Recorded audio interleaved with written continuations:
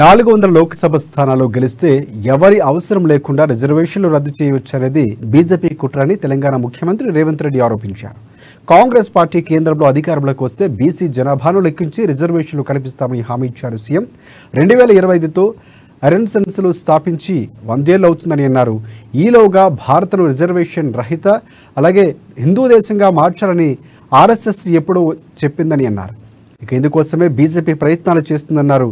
ఇక కేసీఆర్ కూడా రిజర్వేషన్ రద్దు అంశంపై మాట్లాడటం లేదని, జైల్లో ఉన్న బిడ్డ కోసం బీజేపీకి సహకరిస్తున్నారని ఆరోపించారు సీఎం రేవంత్ రెడ్డి.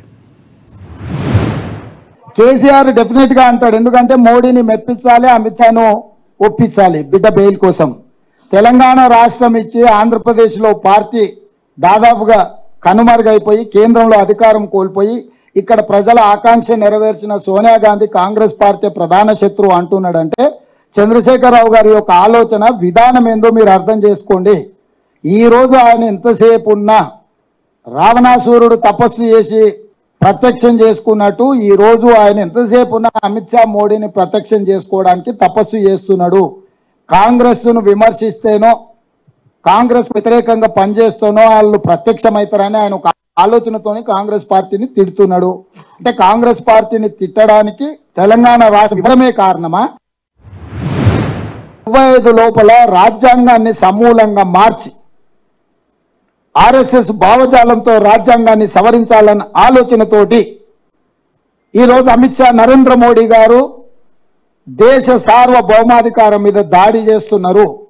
రాజ్యాంగాన్ని సమూలంగా మార్చాలని కంకణం కట్టుకొని రాజ్యాంగాన్ని మార్చాలి అంటే 2/3 మెజారిటీ కావాలి, అంటే 3/2 మెజారిటీ వాళ్ళ సొంతంగా ఉంటే ఇక మిగతా ఇతర రాష్ట్రాలలో శాసనసభలో తీర్మానాన్ని బెదిరించైనా ఆమోదింపజేయడానికి అన్ని రకాలుగా ప్రణాళికలు రచించి ఈరోజు ఎన్నికల బరిలో దిగి 400 సీట్లు గెలుస్తామో 400 సీట్లు కావాలి అంటున్నారు.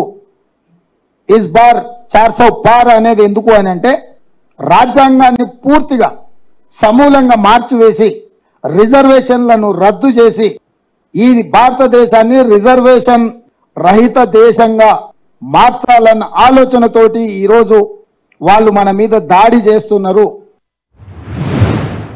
బెయిల్ కోసం అయితే నిన్నటికి నిన్న మేడ్చల్ ఎమ్మెల్యే స్పష్టంగా చెప్పిండు, మేము బీజేపీ గెలిపిస్తాం, బీజేపీ గెలుస్తుంది మల్కాజ్గిరిలో అని. ఇంకా కూడా కేటీఆర్కు మరి సోయి ఉందా లేదా ఇలా మాట్లాడుకుంటా అసలు అప్పటికప్పుడు ఉన్న పలంగా నిజంగానే బీజేపీతో వీళ్ళకి వైరం ఉంటే మల్లారెడ్డిని పార్టీలకు వెళ్ళి సస్పెండ్ చేయాలి. బహిరంగంగా ప్రజల ముందు బీజేపీ అభ్యర్థిని అలై బలై చేసుకొని ఆయనే గెలుస్తాడని ఆయనకు సహకరిస్తుంటే ఆయన అసెంబ్లీ నియోజకవర్గం ఉన్న ప్రాంతంలో మేడ్చల్ ఎమ్మెల్యే మీద చర్యలు తీసుకోకపోను ఈరోజు కేటీఆర్ సమర్థించడం దేనికి సూచన? నేను మొదటి నుంచి చెప్పిన 5 పార్లమెంటు నియోజకవర్గాలను తాకట్టు పెట్టినరు బీజేపీకి బీఆర్ఎస్ వాళ్ళని.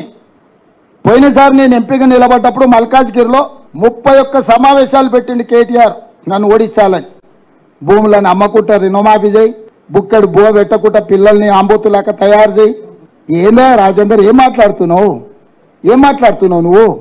ఇన్ని 1000 ఎకరాలు కేటీఆర్ అమ్మినప్పుడు ఎప్పుడన్నా ఈ భూములు అమ్మొద్దని ఎప్పుడన్నా ఈటల రాజేందర్ మాట్లాడిండా?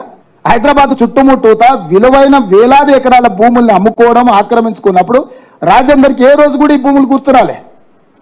నేను ప్రజలకు మంచి చేద్దాము, ఏదేమైనా సరే మాకు అధికారం ఇచ్చిందే రైతు రుణమాఫీ చేయడానికి.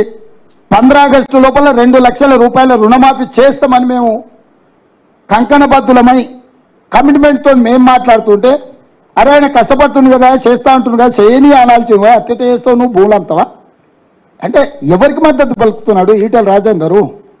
అంటే చేయొద్దా, రైతులకు రుణమాఫీ చేయొద్దా? భూములు మీరే అమ్ముకుంటారా, మీరే గుంజుకుంటారా?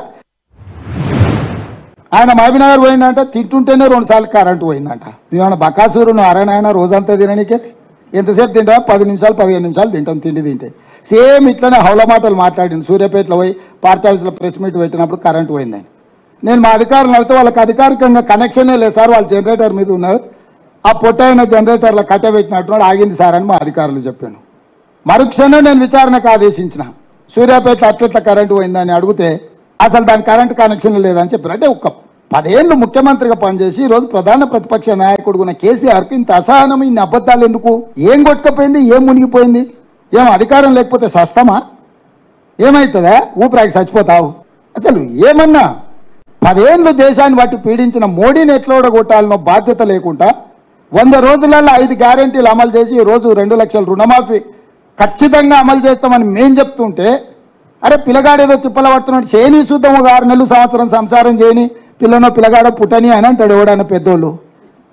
కడపకాడ అడ్డం పట్టుకున్నట్టుంది నా వ్యవహారం ఏంది.